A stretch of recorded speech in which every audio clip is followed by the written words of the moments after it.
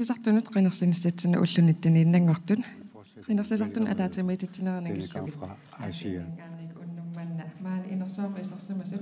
Vi siger velkommen til Seva her i salen, og dem, der følger med i radio og tv.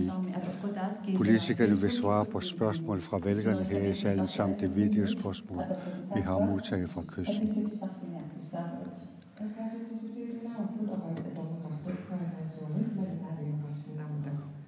Og til de dansktalende vil jeg gerne sige, at der er simultantolkning på KNR 2. Namaste, Malina Lorisi. Velkommen til jer.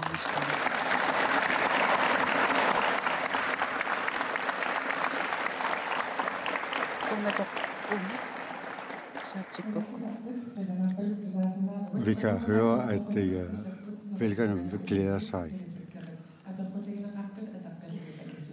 Og jeg håber, at politikerne vil svare på spørgsmålene og respektere den. Og at det første vil være nogle, der redder den af. Og det er første gang, at vi stiller op, og vi er 15, der stiller op til valget.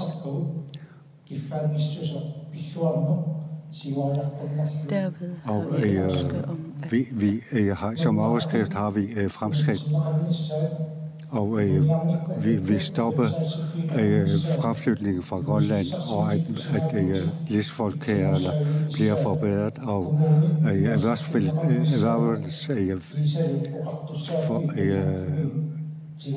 vilkår for vil blive forbedret, og at vi skal overtage sagsområder fra Danmark som forberedelse til selvstændighed.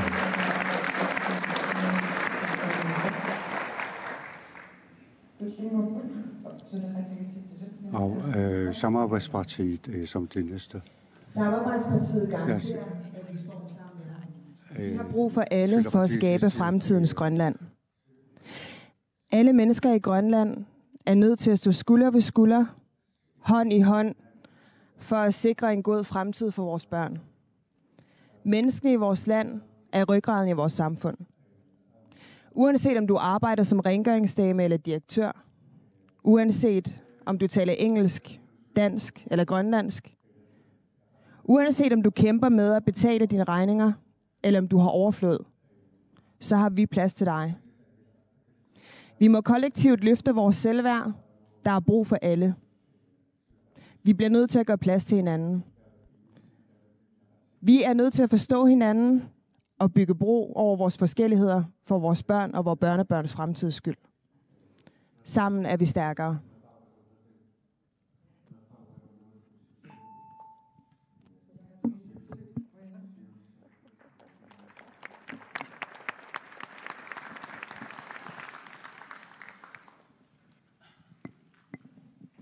Tullissaanut ingerlaqqariarutta demokraatit minut aallartippoq takana. Ataqqinar qinersartut oqaasert kiffaangissusert Kære vælgere, frihed har meget stor indhold. Vores forfædre har haft frihed, og at de har klaret sig selv.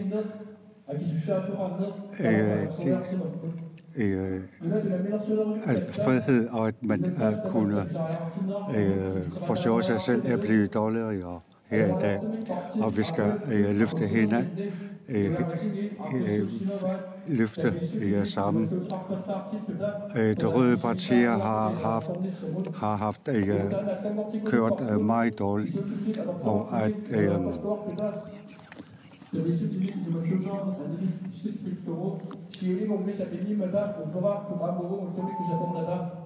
og at vi ved, at vi kan klare os selv i fremtiden.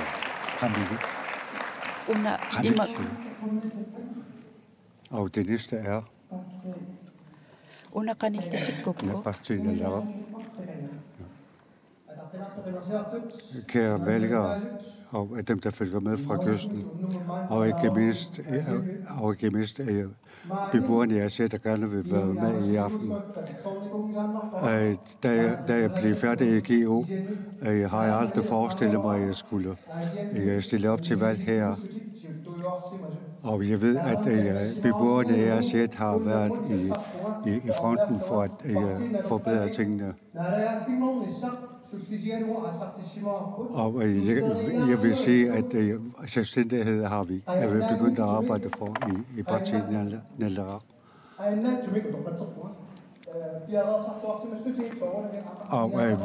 Og vi skal forberede selvstændigheden på en god måde. Og for at alle kan få en plads i det fremtidige stat.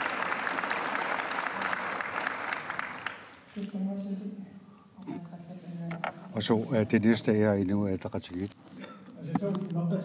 Kære medborgere og befolkningen alle steder, alle vegne.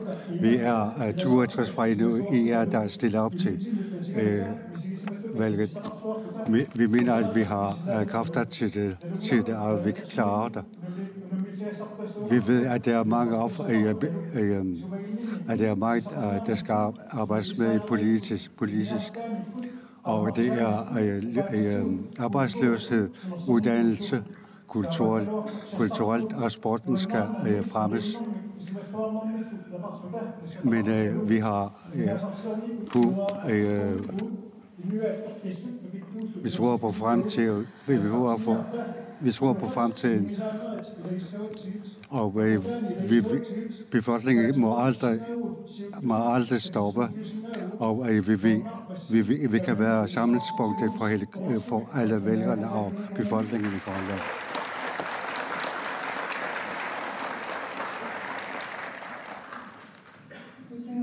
Og det næste er Siumut. Kære vælgere, der er til stede her, og som her tilhører på kysten.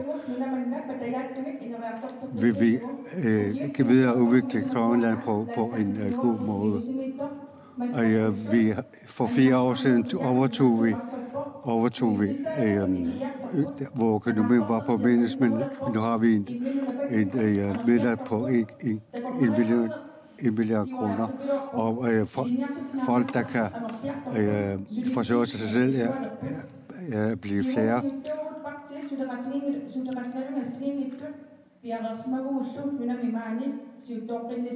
Og som det førende parti arbejder vi med alle, og det er vi klar til at fortsætte med. Vi kan, og så til selvstændighed kan vi ikke undvære nogen godt valg.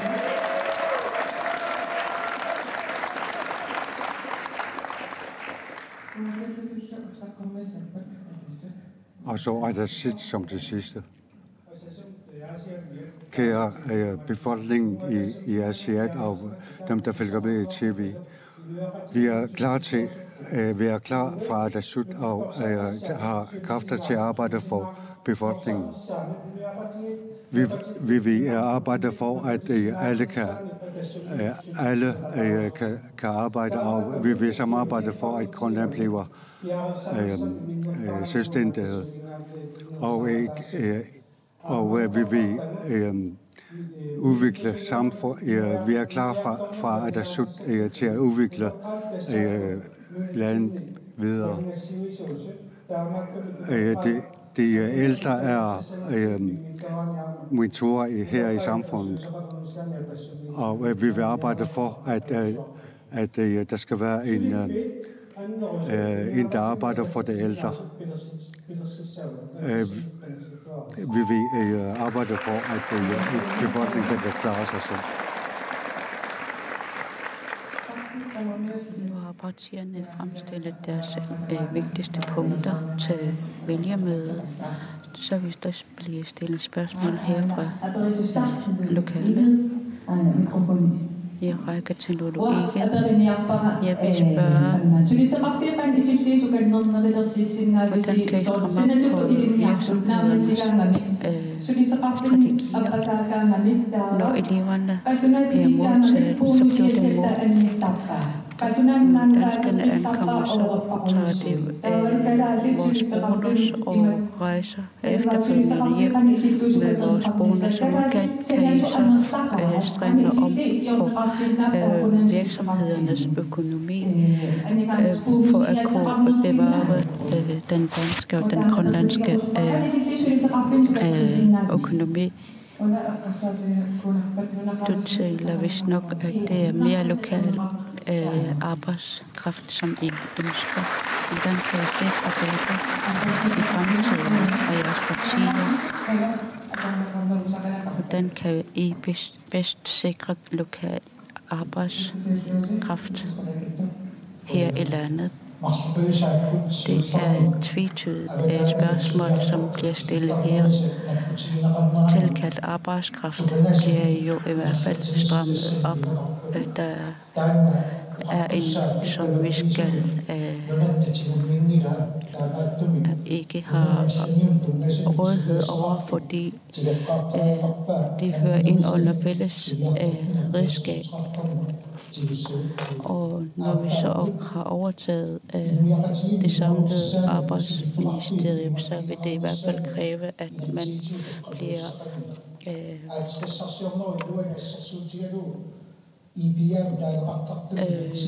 EPA bliver i hvert fald styrket til at sikre, at man sikrer elevernes kvoter i de enkelte virksomheder, og derved mener vi, at der skal strammes om på lovgivning. Det næste skridt vil jo være, at der skal strammes op på det enkelte lovgivning på arbejdsmarkedsområdet, og det er vi vil arbejde for i vores Nunattaqitorna. Og næste, det er Atassut. Fra Atassut vil vi støtte de private virksomheder, fordi vi har en liberal politik. Vi er meget forsigtige med at kunne styre de private virksomheder fra selvstyrets side af. Men vi vil være med til at lette skattelettelser på området. Undskyld, men jeg kan ikke lige huske betegnelsen.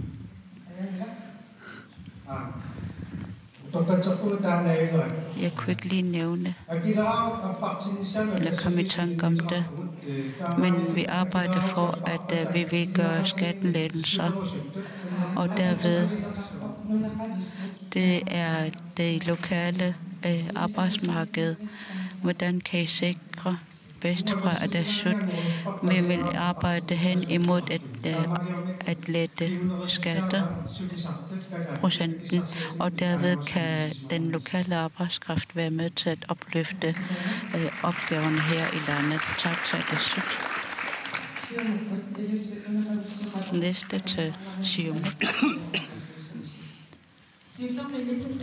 Vi skal først omgang have selvindsigt i vores personligheder og efterfølgende styrke det grønlandske sprog, og den skal prioriteres højere i forhold til de andre sprog. Herunder offentlige virksomheder og private virksomheder skal i hvert fald arbejde imod at styrke det grønlandske sprog højere, og derved kan vi opløfte den lokale arbejdskraft. Men det er i hvert fald ikke på tide, fordi vi har stadigvæk brug for udefrakommende eller tilkaldt arbejdskraft for at lave de byggeplaner, vi har godkendt. Royal Grønland har været nødt til at indkalde kinesere til at opløfte deres opgaver i deres virksomhed. Men grønlænderne har i hvert fald givet udtryk for, at vi har den mindste løn at vi har i hvert fald ikke råd til at kunne holde fri. Og derfor er vi nødt til at kigge på arbejdsforhold her i landet, før vi kan få at oprette. Hvordan kan I gøre det? Jo, det er sådan, at man skal støtte arbejdsgiverne og forholdene omkring hele arbejdsområdet skal skimmes igennem, og dermed kan være med til at forbedre de forhold, der forefindes her i landet. Og derved kan vi også være med til at nedsætte personskattetillæg. Eksempelvis er den kommunale skat kan jo i hvert fald undersøges nærmere og være med til at gøre de enkelte virksomheders skatprocent bedre i fremtiden. Og det er solidaritetssituation. Hvordan kan I bedst sikre lokal arbejdskraft? Det er selvfølgelig.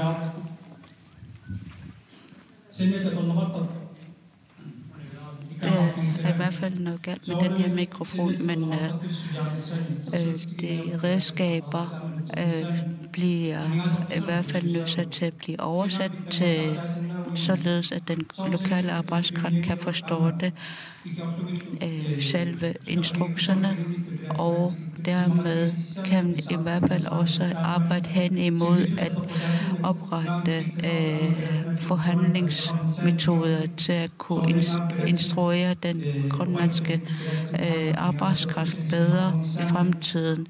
Vi er nødt til at afsætte midler på det område, således at man kan få instrueret den lokale arbejdskraft i fremtiden, og dermed få opmuntret,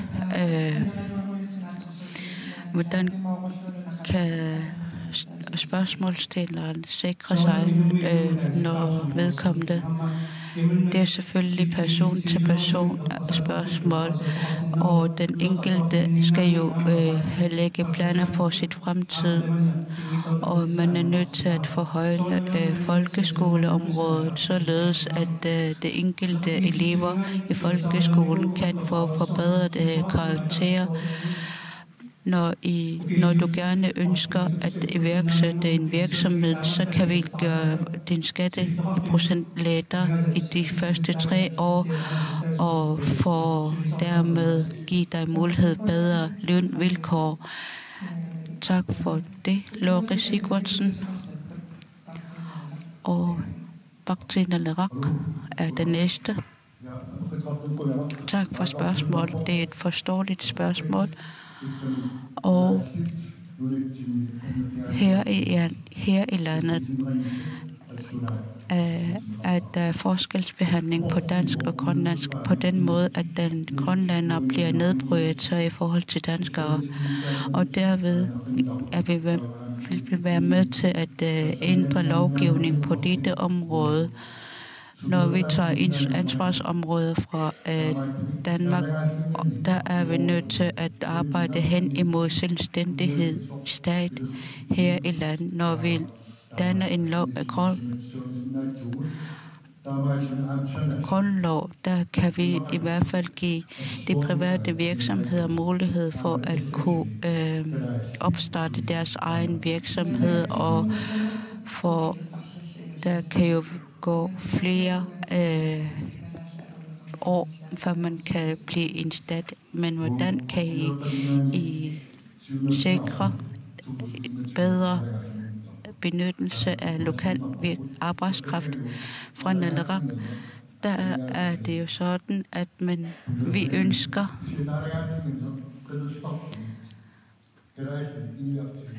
vælgerne er dem, der afgør om et ønske om at blive en selvstændig stat, og det er deres afgørelse, der vi kan arbejde hen imod.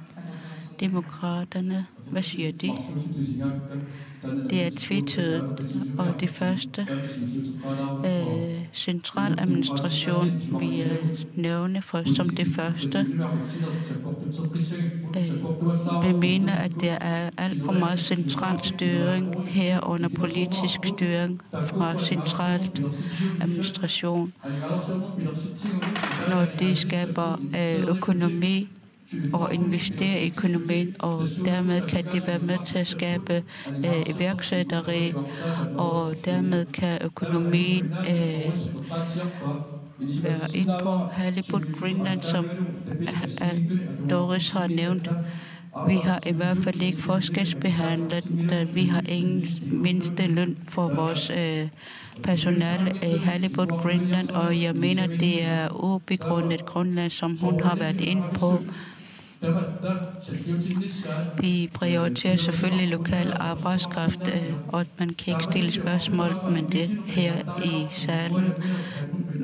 Jeg har jo jeg er ansat ved Halibut Greenland, og der har jeg altid haft stået og manglet lokal arbejdskraft, selvom at der er en stor ledighedsstatistik i vores by.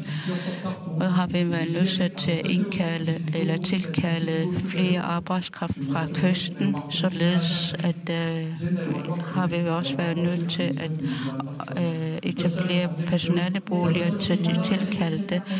Men hvordan kan I bedst sikre den lokale arbejdskraft i fremtiden?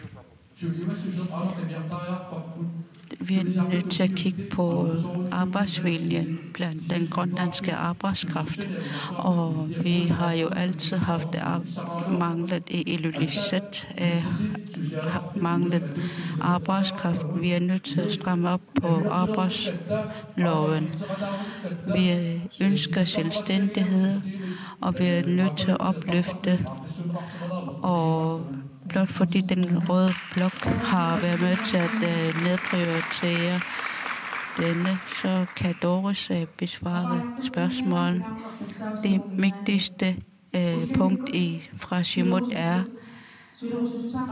de personer, der ønsker at arbejde, skal i hvert fald have mulighed for at have lønforhøjelser og have mulighed for at holde fri, således at de kan være sammen med deres familie.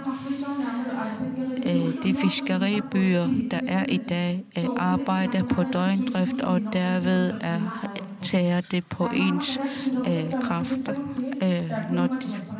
og deres personal eller familieforhold bliver påvirket negativt. Og det er det svar, jeg kan komme med. Inuit Ataqatigiit vil i hvert fald besvare spørgsmålet. Tak for svaret. Janne Petersen Lands hedder jeg.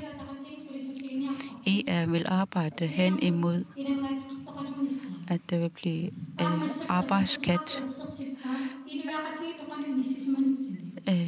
Selve spørgsmålet i hvert fald være med til at opløfte, at det mange politikere har jo altid skimmet på,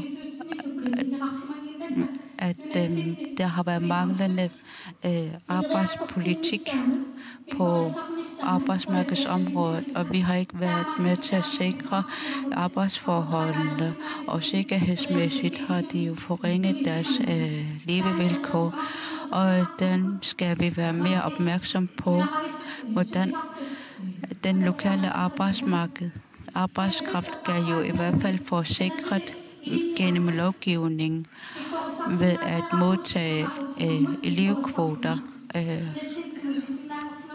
således at det kan blive trænet i at tage virksomhedsledelse.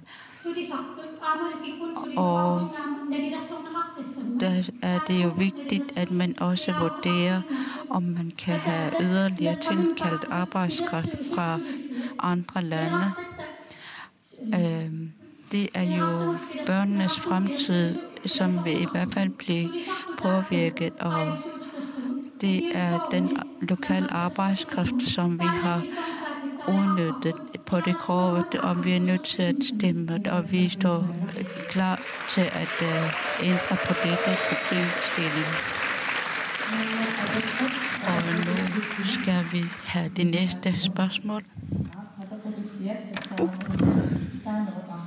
Det næste spørgsmål er uddannelsesstrukturen.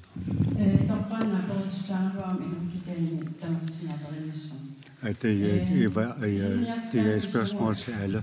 Med hensyn til, da man strammede uddannelsen, så var der mange grønlandske unge, der ikke kunne få en uddannelse på grund af, at de ikke kan snakke dansk eller engelsk. Hvem vil arbejde for? Vi vil arbejde for, at uddannelsessystemet bliver forbedret tilpasset til grønlandske unge, fordi det er dem, der skal have en uddannelse.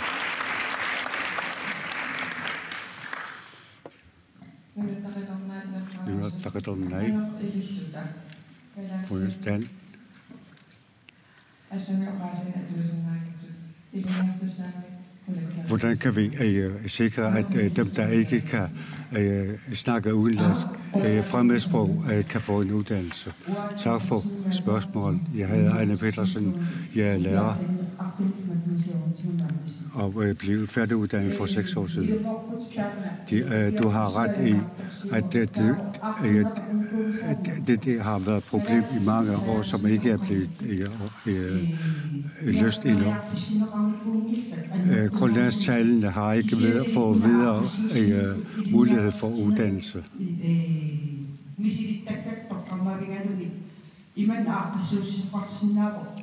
Ud fra erfaringerne kan man tilrettelægge uddannelsen, at vi kan lære vores unge og børn ud fra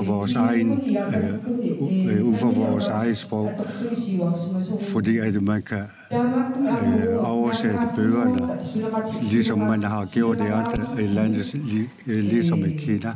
Og når vi bliver valgt, så vil vi også arbejde for, at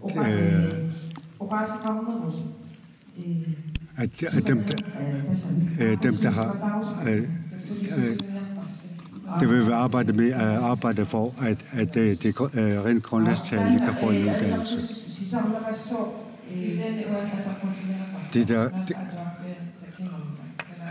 Spørgsmålet går ud på, at efter folkeskolen,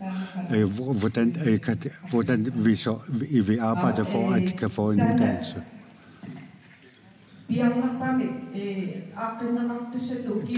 Det skal løses hurtigst muligt inden for de næste 4 år. Det rent grønlandsktalende har ikke videre mulighed for at få en uddannelse. På kysten, unge på kysten kan ikke komme videre, fordi der er ingen, der kan vejlede dem. Og det er næsten alle skoler, der kører på denne måde. Det er ikke på sin plads med sådan et system. Doris Jacobsen Jensen, du er naalakkersuisoq for uddannelse. Hvorfor mangler vi uddannelse for det rent grønlandsksprogede? Vi har et plan for i Siumut. Det er, at alle børn skal have en uddannelse. Og der bliver flere der får en færdiggør uddannelse, og det er så vores fremtid er ikke alt vores fremtid er ikke nok. Og dem, der er afgangselever i folkeskolen, og som går videre til uddannelse, er for få her i dag.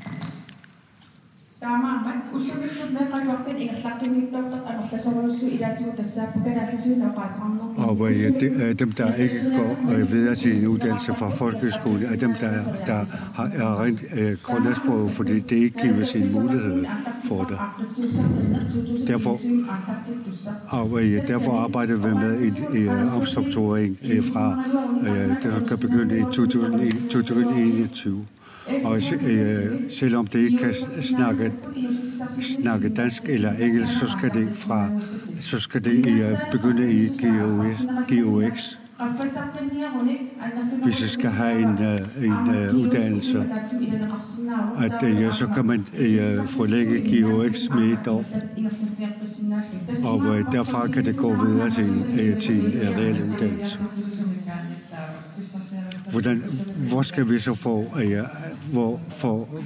lærere, fordi vi mangler lærere her i dag.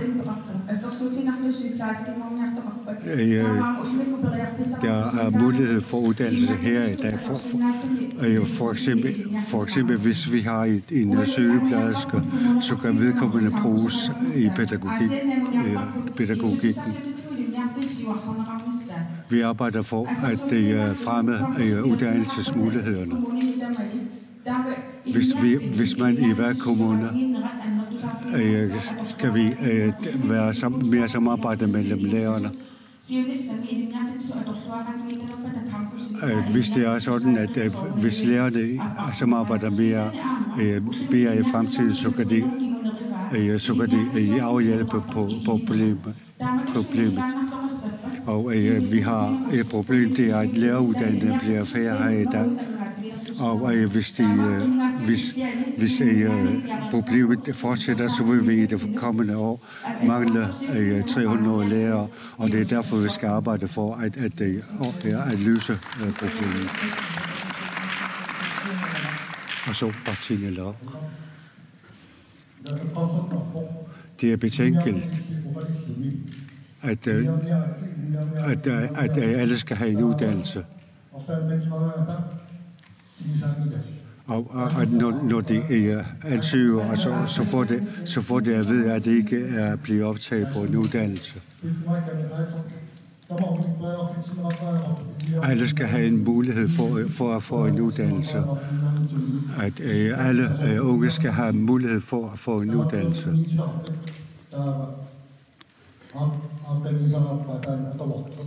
Og ud fra deres karakterer skal det problemet løses på den måde, at vedkommende kan klare en uddannelse. En af dem, jeg har snakket med, eller dem, der er uddannelse i Danmark, og de har fortalt, at da det ikke kunne blive optaget på en uddannelse i Grønland, var det nødt til at søge ind på en uddannelse i Danmark, og det kan også blive de begyndt deres uddannelse, og det kan man ikke accepteres længere. Er det ikke på tide, at grønlandssejlene kan få en uddannelse i Ilisimatusarfik? Så altså bare til min og så endnu et Ataqatigiit Peter Olsen. Mange tak til spørgeren. Det er rigtigt, at det er desværre sådan, at Siumut og Demokratisk og Atassut har forværret problemet. Det har forværret uddannelsesmulighederne. Peter Olsen er med i koalitionen nu.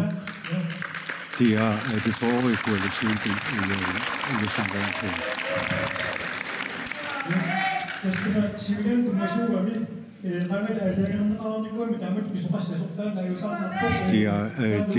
Det er for mange år siden, det er bestemt, at uddannelsessystemet kan indrettes på den måde. Der er blevet færre elever i uddannelsen, og det er rigtigt, men vi skal gå videre. komme videre.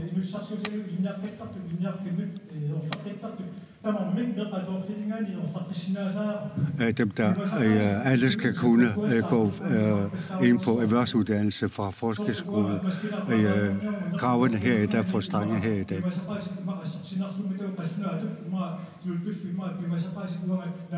Hvis jeg for eksempel ikke kan opfylde kravene til dansk og engelsk, så kan jeg ikke komme ind på uddannelse.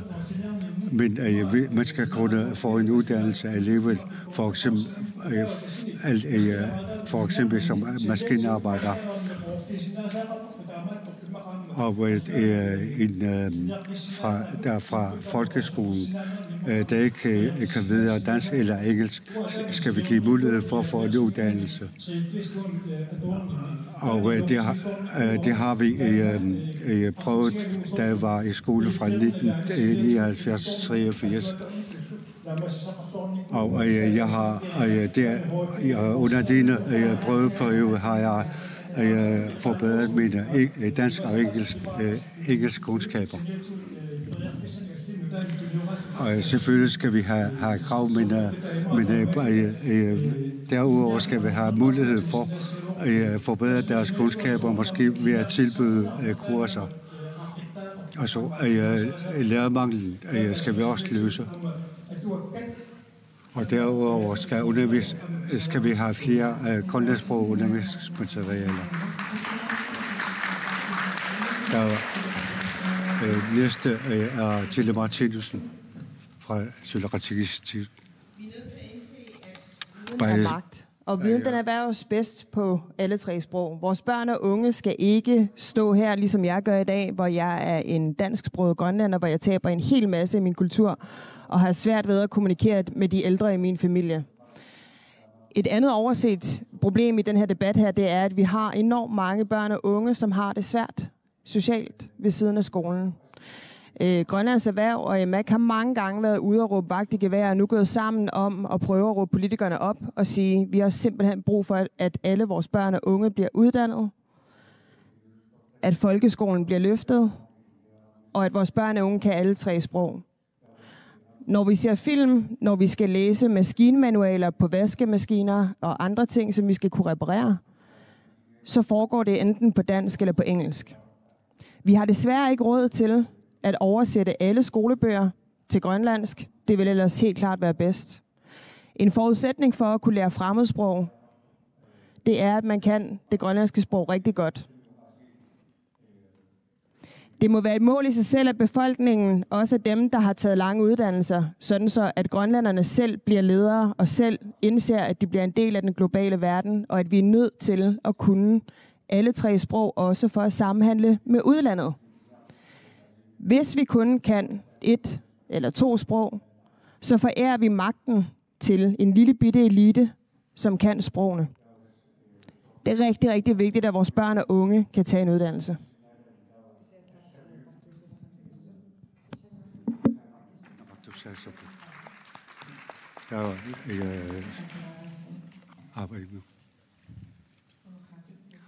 Og så det næste er demokraterne.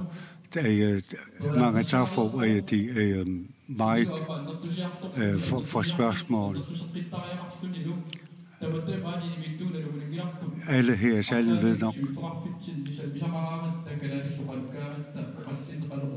at så vil vi alle sammen, at når vi snakker rent Grønland, så hvordan samtalen går meget bedre. Her i problemet det er, at problemet har råd i folkeskolen. Dem, der bliver færdige i folkeskolen, dem er der for få, der går videre til en uddannelse. Og barrieren er ikke kun sproget, men der er også problemer, der er en barriere. Vi skal kunne alle tre sprog. At dem, der vi har et arbejde, bliver selvstændige, har alle muligheder.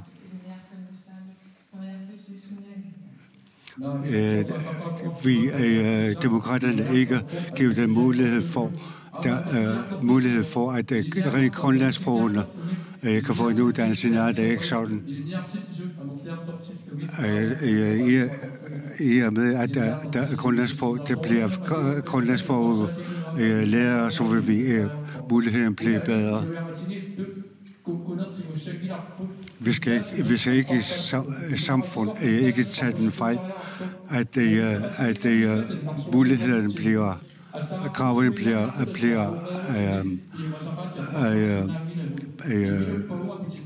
dårligere. Vi kan ikke vi skal have for højnet vores uddannelse og ikke gøre den lavere ved at slække på kravene. Mange tak for spørgsmålet. For en uddannelse, og det har vi altid sagt fra Atasut. Og derfor at det grønlandske sprog, at vi vil alle sammen, at den gode skole bliver oprettet, det er der meget glad for.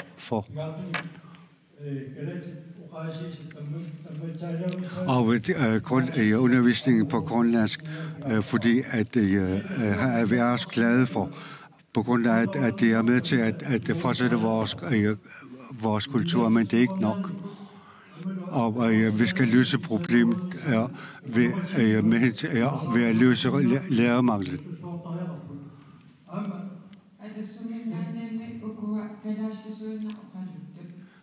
Fra dem, det er rent grønlandssprog, hvis jeg skal kunne begynde at snakke fremmedsprog. Hvad vil jeg så gøre? Grønlandske unge skal få en uddannelse og uddannelse. I et klub, som kan vi ikke klare os med kun grønlandsk. Jeg mener, at vi skal arbejde for, at alle skal kunne fremmedsprog. Fordi at vi skal også have for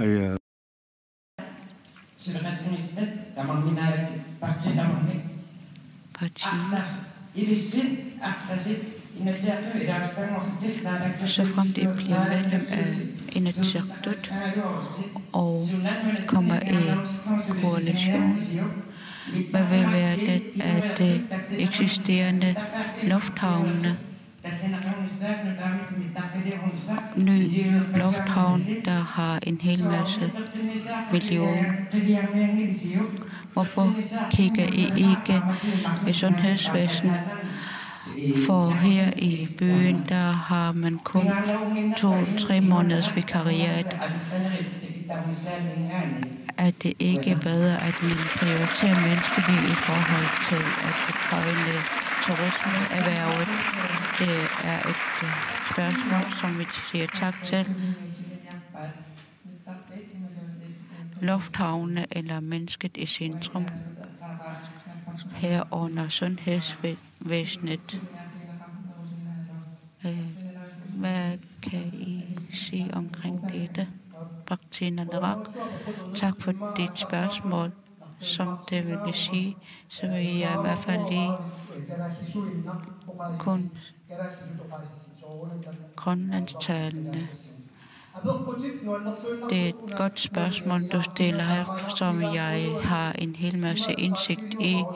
Jeg vil sige, det eksisterende lufthavne Nuuk og Ilulissat er jo blevet investeret og kostet en hel masse millionkasse for landets økonomi kan jo blive forlænget, og derved kan infrastrukturen forbedres, og derved kan man også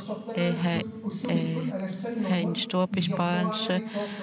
Naalakkersuisut skal jo transportere sygemeldinger, og vi kan jo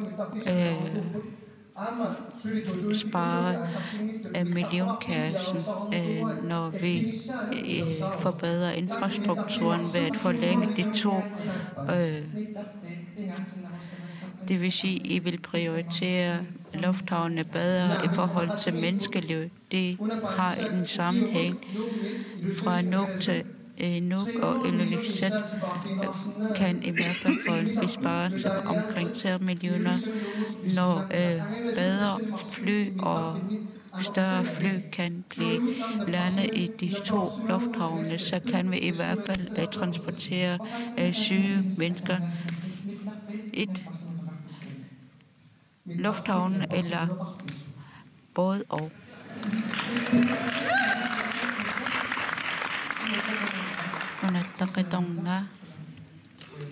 Tak. Det vil sige, at grundlæggende er vores mål, at det forbedrer livskvaliteten. Vi siger ikke nej til at forlænge lufthavnen. Vores vigtigste budskab er at forbedre infrastrukturen og gøre flybilletterne og faste udgifter billigere ved at nedbringe olieprisen. Der er det jo vigtigt, at vi også prioriterer sundhedsvæsenet bedre. I hvert fald, da man lavede en regionalisering af sundhedsvæsenet, der har man forringet forholdene i sundhedsvæsenet desværre. Og man er nødt til at bruge vikariater, hvor vi er nødt til at have højere udgifter. Hvad kan I så bedste? Vi er nødt til at arbejde hen imod at forbedre patientledsagerskabet og dermed afsætte flere til sundhedsvæsenet, og disse kan i hvert fald blive anvendt til bedre formål, når vi prioriterer menneskeliv højere.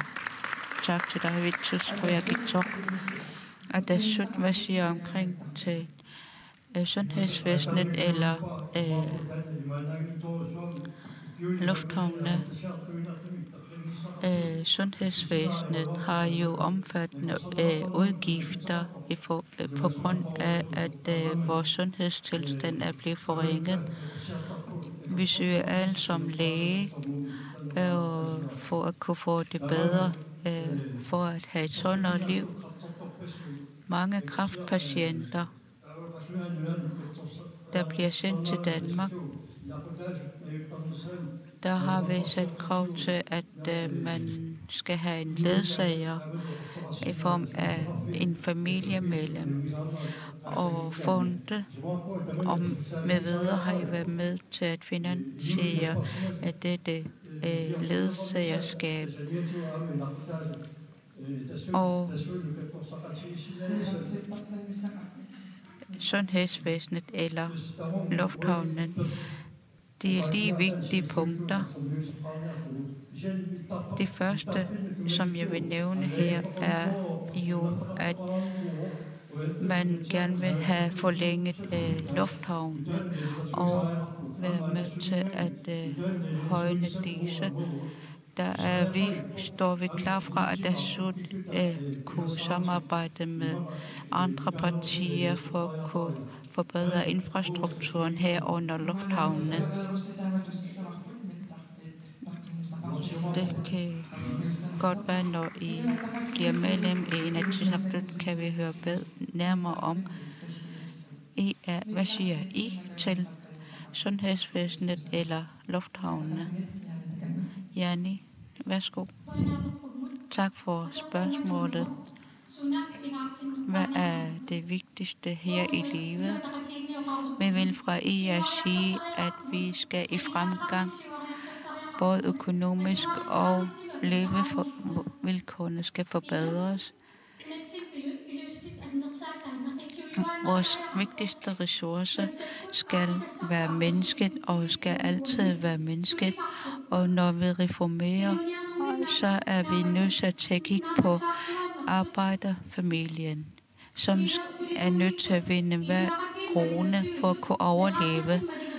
Og det er den familie, arbejderfamilie, som vi skal er en fordel for os, rollemodeller for os. Og det, når vi prioriterer dem højere, så kan vi i hvert fald ikke lade økonomien eller de private virksomheder til at øge deres omsætning. Mellemklassen og arbejderklassen skal forbedres. Når vi skal have investering på lufthavn, så er det vigtigt, at man også nødt til at sætte økonomien i samarbejde med arbejdsklassen. Og det er den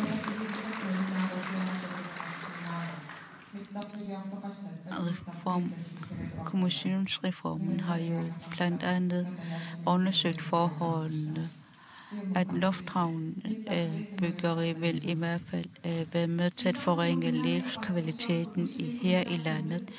Vi skal fra Siumuts side understrege, at vi prioriterer som det første levevilkår her i landet højere end alt andet. Og dermed er det også vigtigt, at vi skal investere i virksomheder og lufthavnsbyggeri i Ilulissat Nuuk og Qaqortoq skal være med til at højne turister. Og dermed kan vi i hvert fald lade turisme erhvervet blive udviklet. Der er mange island, der kan i samarbejde forbedre turismeerhvervet, og derved kan vi effektivisere turismeerhvervet af den vej. Og vi har i hvert fald etableret Qimatut i samarbejde med Grønlandsbanken, og det er med til at forbedre sundhedsvæsenets økonomi til 160.000. Det er mange milliarder lufthavnsbyggere. Hvordan kan vi sikre samfundets utilfredshed med sundhedsvæsenet på nuværende tidspunkt? Landet har ikke råd til at lade lufthavnene være i den nuværende tidspunkt. Og i de bøger, som hun lige nævnte, der mener vi, at der skal være lufthavnsbyggeri ud over de nævnte udvidelser i Ilulissat og Nuuk.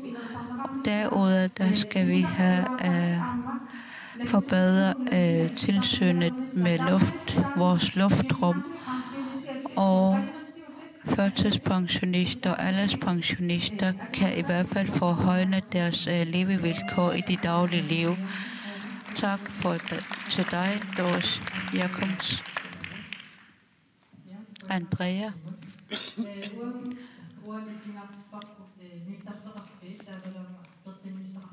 Vi prioriterer begge lige herunder lufthavnen og sundhedsvæsenet. Lufthavnen skal finansieres af andre udefrakommende fonde, og sundhedsvæsenet kan blive investeres fra landet. Der kan ske en forhandling til 1,5 millioner bliver brugt i sundhedsvæsenet, 8 millioner til sport. Når vi skal være sunde, der er det jo vigtigt, at vi tager de to og slår sammen. En hver sportslig aktivitet kan i hvert fald forbedre vores fysiske krop, og når vi styrker vores fysiske kroppe, så kan vi i hvert fald mindske udgifterne til sundhedsvæsenet. Når vi udviser ansvarlighed, så kan vi i hvert fald forbedre sundhed, de udgifter, vi afsætter. Når jeg for eksempel bliver syg, eller hørte om det i går, kan du så være med til at hjælpe mig på sundhedsvæsenet, når du så for eksempel er syg, men det er dig, der har ansvar for din krop, men når du er syg, så lytter du til din krop, og det er den prioritering, vi skal den vej for at kunne opløfte vores krop. Lufthavnen. Det lyder fuldstændig vanvittigt, at politikere vil til at drive lufthavne og vil investere rigtig mange milliarder. En af de problemer, der blandt andet er, som gør, at den her snak bliver meget uigennemskuelig, det er Galatlit Airports, hvor vi har puttet en masse penge i. Både har, det og ikke rentable undersøgelser i den samme skuffe. Så det bliver politisk bestemt og ikke ud fra, hvad der er rentabelt at drive.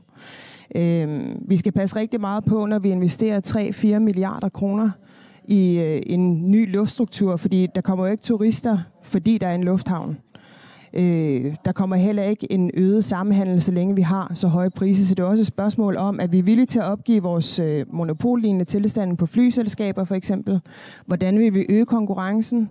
Hvordan skal vi forberede vores befolkning på, at der kommer en hel masse flere turister? Og hvad vi er villige til at gøre i forhold til... Jamen, jeg synes, vi skal have begge dele, men vi er nødt til at tænke os rigtig, rigtig godt om. Og sundhedsvæsenet er ikke enig i, at bruger for mange penge. Jeg synes bestemt, at sundhedsvæsenet er et af de steder, hvor man er meget, meget ansvarlig med sine penge. En af de rigtig dyre ting for dem, det er netop det her med, at vi skal flyve frem og tilbage. Så hvis ikke borgerne i sidste ende skal betale meget højere billetpriser for nogle drømme, som vi har, så skal vi altså have nogle bedre analyser og tage de her beslutninger ud fra.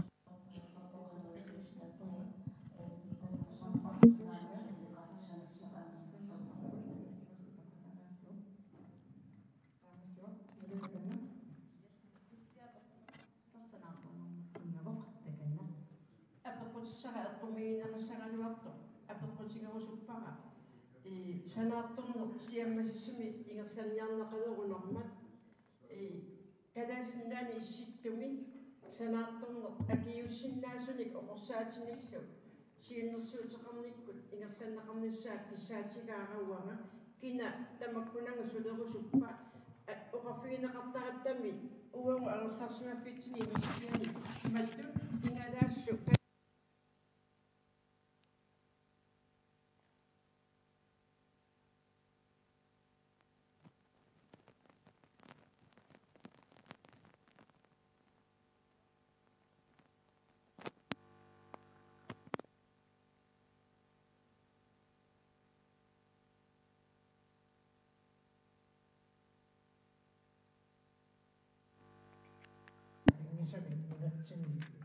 atoqtussatsigut nerisassatigu алларпассуартигуллу qulakkaamiartariaqarparput marraq siuа аллааллуми инер qammassiornerlunatsin og vand, og at modarbejder sand kan for eksempel bruges til at lave vinduer. Vi skal hele tiden arbejde for at formindske importen af varer udefra, for at kunne forbedre vores selvforsyning. For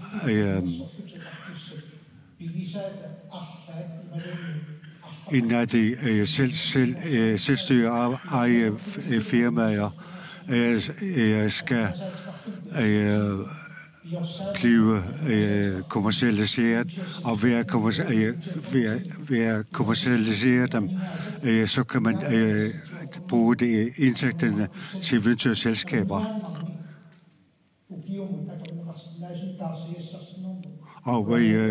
Og at i venture-selskabet skal sikre, at firmaerne kan betale deres renter,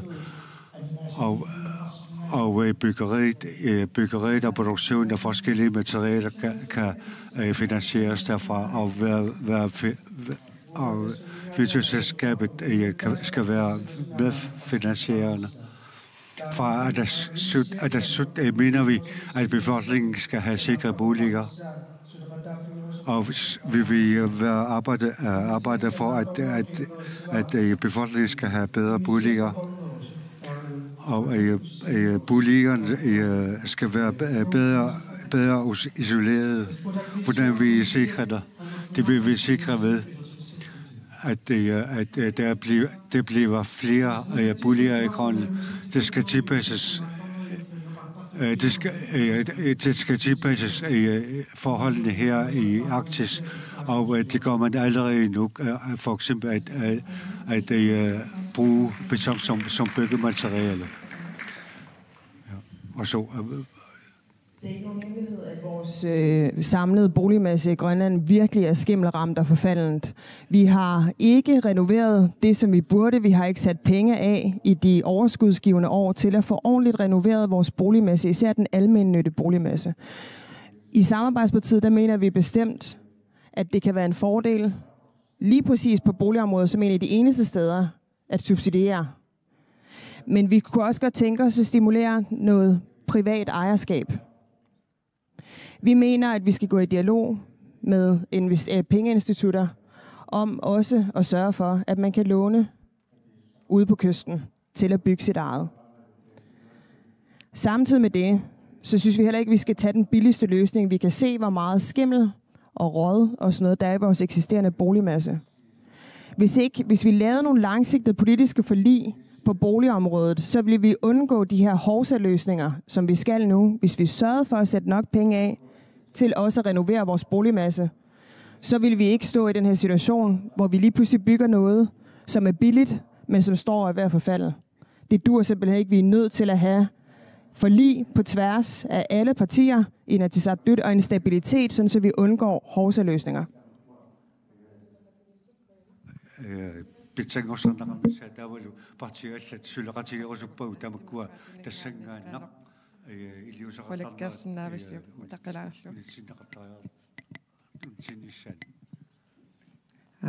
Demokraten man akisutarassar Niels Thomsen nu til nu du sluartun. Demokraten Niels Thomsen.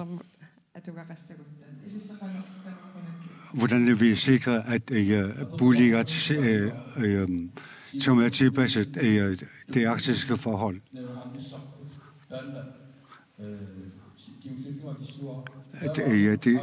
Det vil jeg svare som sidst.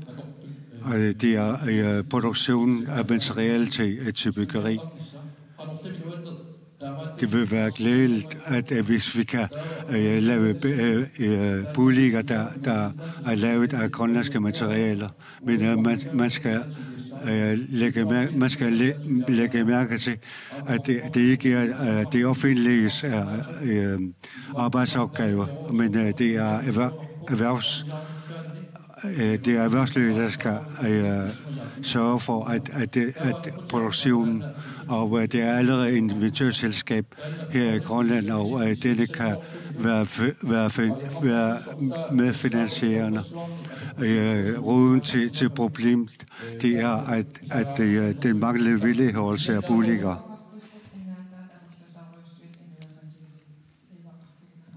At der er mange almene boliger i Grønland. Hvordan de sikrer, at det er tilpasset forholdene her i Arktis. Vi har andre måder at tænke på her i demokraterne. At selvfølgelig skal vi have almindelige boliger.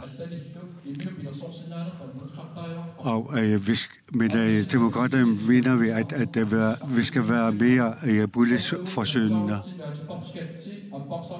Vores valgoplæg har vi lagt op til, at skatten skal nedbringes. Og ved at afkræve for høje skatter, så fratager vi befolkningen for midler, som det kan bruges til boliger. Man skal væk fra den tankegang, at alt det offentlige skal klare alt.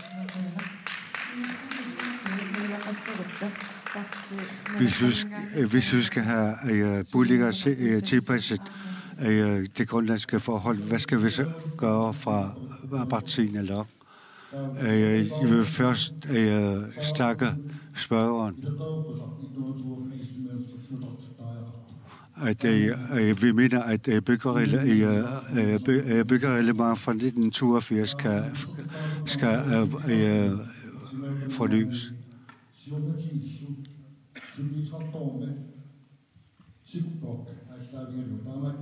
Og det er også en, der har udviklet Sigublokken.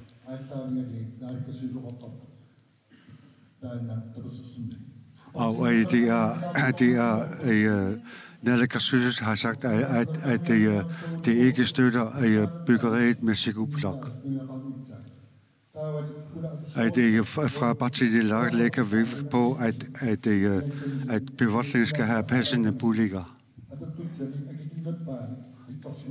Derfor skal vi have byggemateriale, der er det billigste.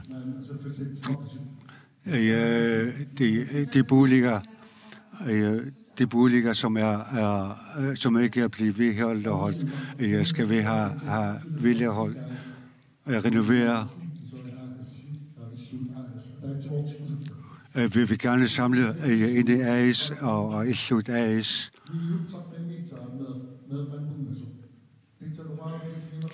Med hensyn til der bliver fremlagt, eller derinde, der har sagt, at børnenes problem det er, at de bor i kolde boliger. For eksempel i bygderne og så i yderdistrikterne. Der har man kun bygget selvbyggerhuser, og det har man stoppet for 6 år siden, og vi vil arbejde for, at man skal kunne selvbygge boliger også igen. Peter Olsen fra Inuit Ataqatigiit.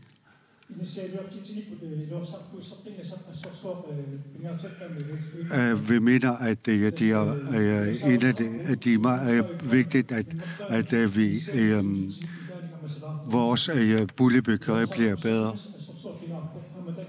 Og omstruktureringen er vigtig, og det har vi påbegyndt, ikke kun i Nuuk, men også at man har åbnet for, at der kan bygges boliger på kysten, og det vil vi fortsætte med. Og ikke mindst skal vi bygge boliger, der kan betales af arbejdere. At vi lægger også vægt på, at der er medbestemmelse, og derfor vil vi give hvordan boligbyggeri skal foregå. Det skal kommunen have ansvar for. Og Grønlands producerer materialer skal vi også benytte, og det lægger vi også meget vægt på. Men der er en, der har fremsat et problem, men det der Naalakkersuisut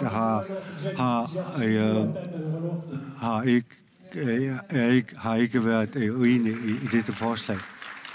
Og så partierne også Siumut. Fra Siumut mener vi også, at vi skal bruge vores materialer her, som stammer fra Grønland. Og det er lykkedes med forsøgene i dette. Og at i det næste år skal vi fortsætte arbejde for, at det skal bruges mere. Vi kan ikke komme udenom, at vi som samfund har et ansvar.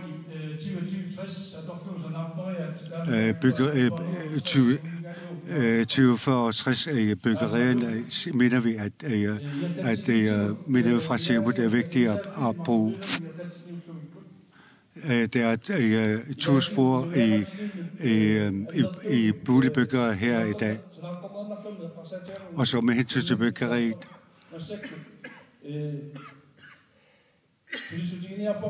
Vi vil arbejde for, at ansvaret skal kommunerne have det fulde ansvar. Og man skal kunne planlægge selv for boligbyggeriet. Inden vi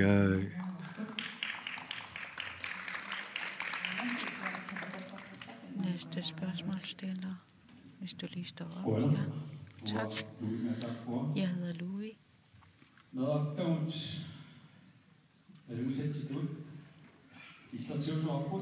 Som bekendt har vi en bønnetalsmand,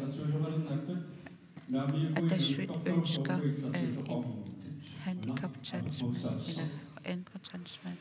Hvad med det handicappede? Hvad med det unges talsmand? Skal vi have en unge talsmand for de unge? Et spørgsmål. Det kan måske hurtigt svare. Lori?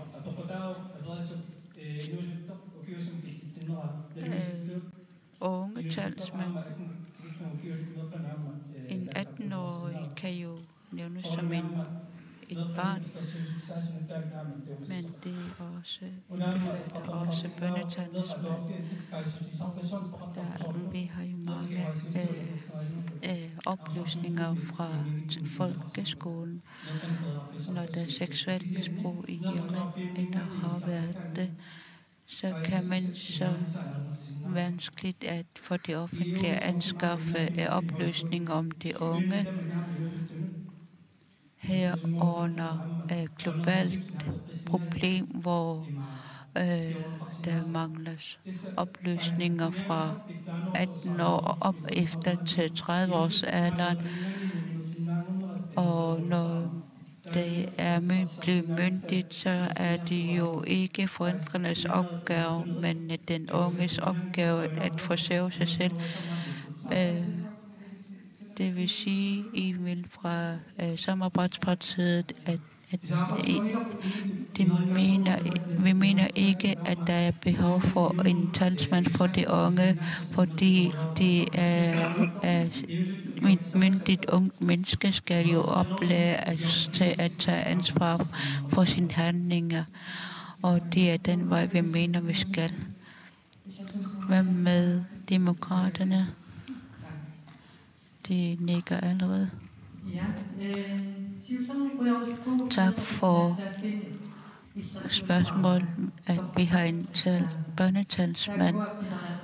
Det har vi haft hårdt brug for her i samfundet. Og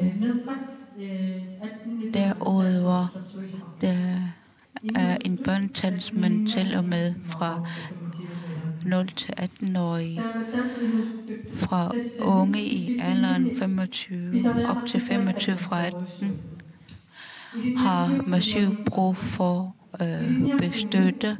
Det er i den fase, hvor de skal foretage i gang med en uddannelse, og det har hurtigt brug for rådgivning fra nogen. Vi vil fra demokraterne stå for at oprette en talsmand for de unge til de unge i alderen 18 til 25, fordi der skal være ansat psykologer og socialrådgivere i folkeskolen.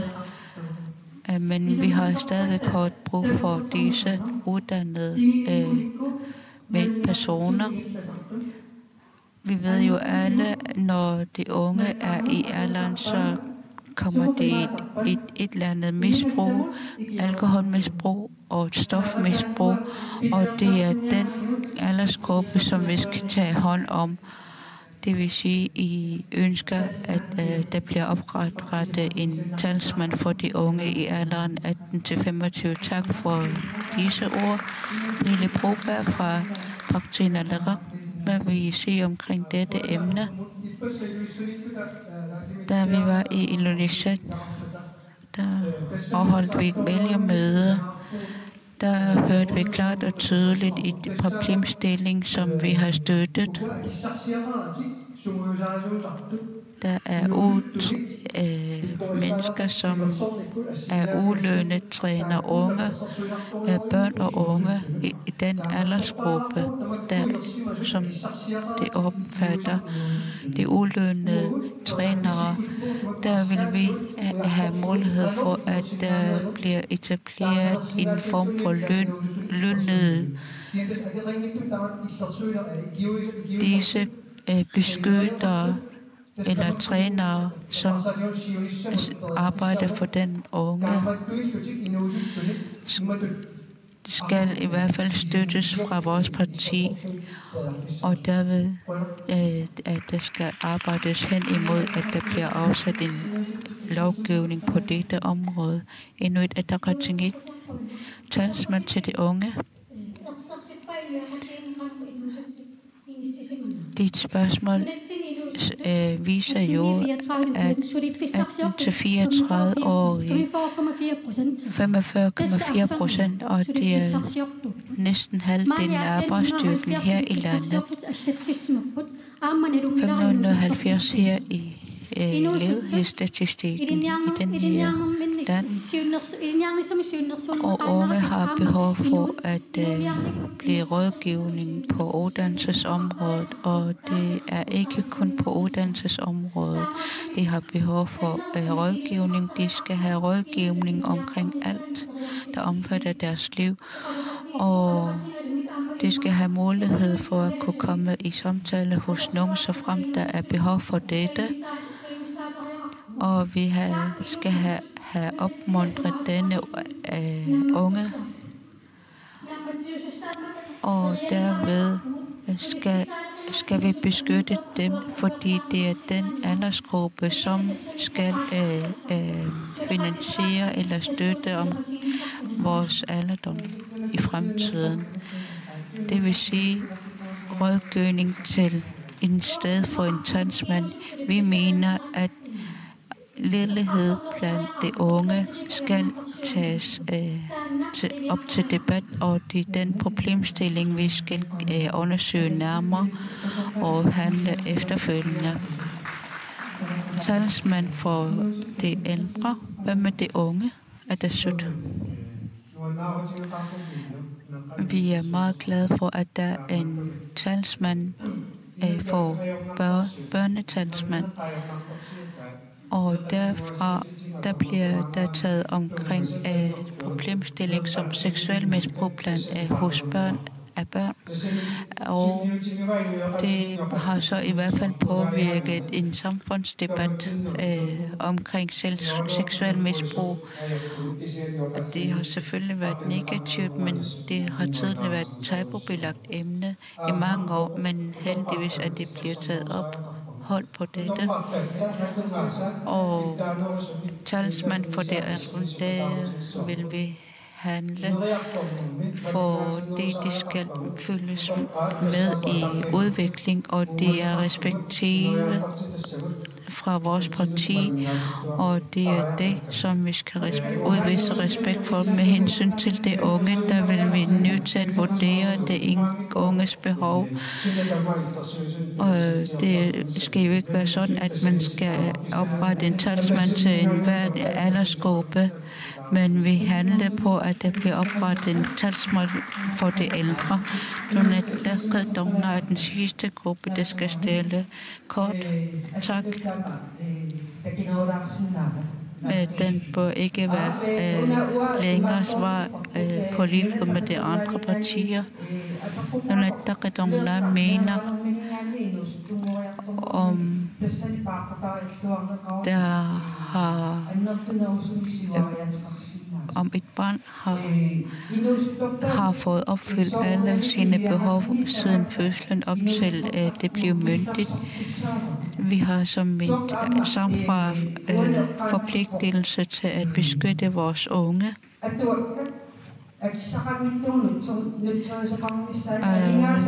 Bøger, diverse departementer bruger en hel masse midler. Skal vi have talsmand for de unge? Det er en af de ting, som skal vurderes nærmere, undersøges nærmere. Og tak for det, Bhakti. Undskyld, tak for det. Og talsmand for de unge, det er en ny idé. Derfor vil vi ikke svare ja eller nej til det spørgsmål. Men vi mener, at den unge i den aldersgruppe skal undersøges nærmere. Der er en stor stofmisbrug, og derfor har vi gjort behandling gratis og forbedret uddannelsesmuligheder for den aldersgruppe. Da jeg var i visitationsbesøg i går i Amerika, der vi er nødt til at sige stop til dig. Det vil sige, at I skal tage til en vurdering, men vi holder lige 10 minutters pause herfra og returnerer om 10 minutter.